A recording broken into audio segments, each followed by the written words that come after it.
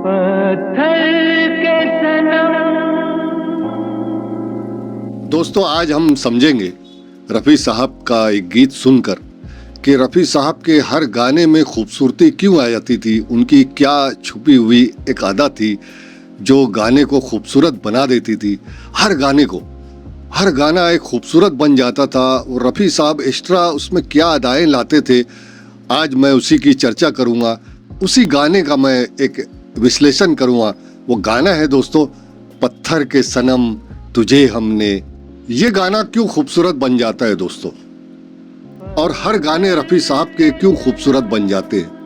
रफ़ी साहब को कुदरत ने तो वो सलाहियत बख्शी थी जो हर गाने को रफ़ी साहब खूबसूरत बना देते थे।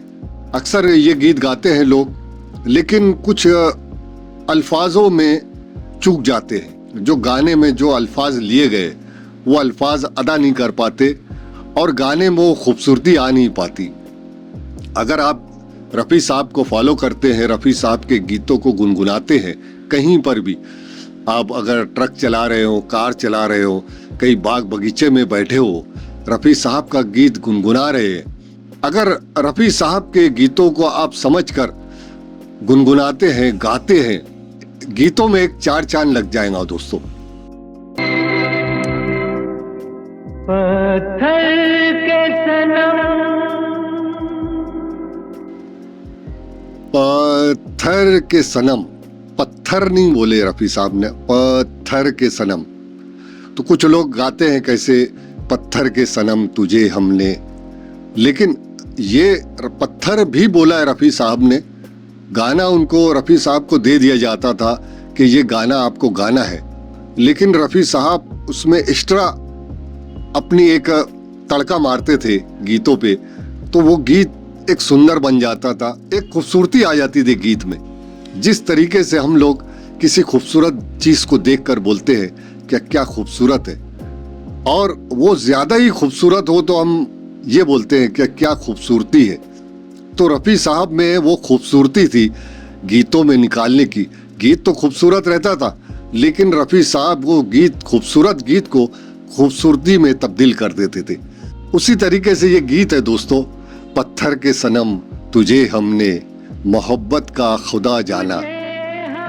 सनम उस चीज को बोलते हैं दोस्तों, सनम बोले तो एक मुजस्समा, एक स्टैचू जिसको बोलना चाहिए। इस गीत का एक अंतरा सुनते हैं दोस्तों।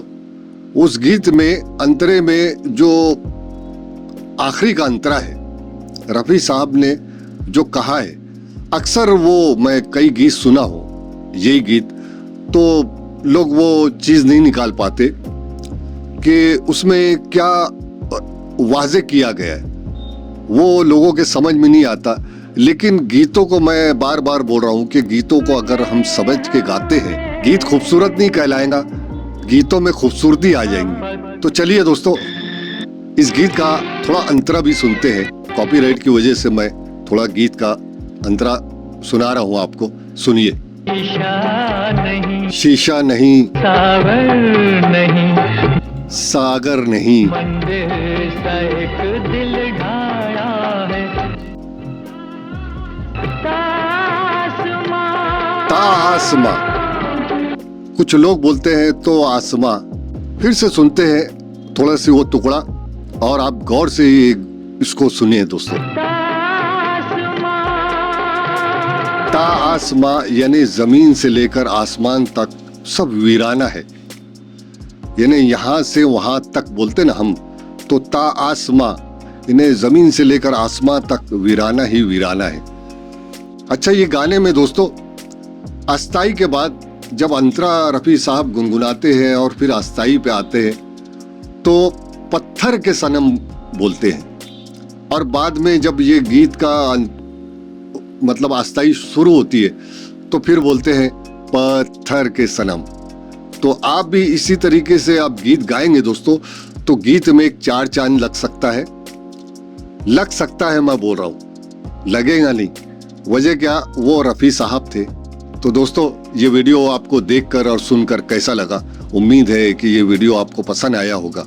हमारे इस चैनल पर आप अगर नए आए हैं तो चैनल को लाइक कीजिए, शेयर कीजिए और हमारे इस चैनल का नाम है इंडियन सोशल मीडिया। इसको सब्सक्राइब करना ना भूले दोस्तों। चलिए इसी तरीके से रफ़ी साहब के कुछ और स्टोरी मैं लाऊंगा आपके सामने। और 31 जुलाई अभी आने वाली है, तो चलिए दोस्तों मिलता हूँ अगले वीडियो में। तब तक के लिए जय हिंद।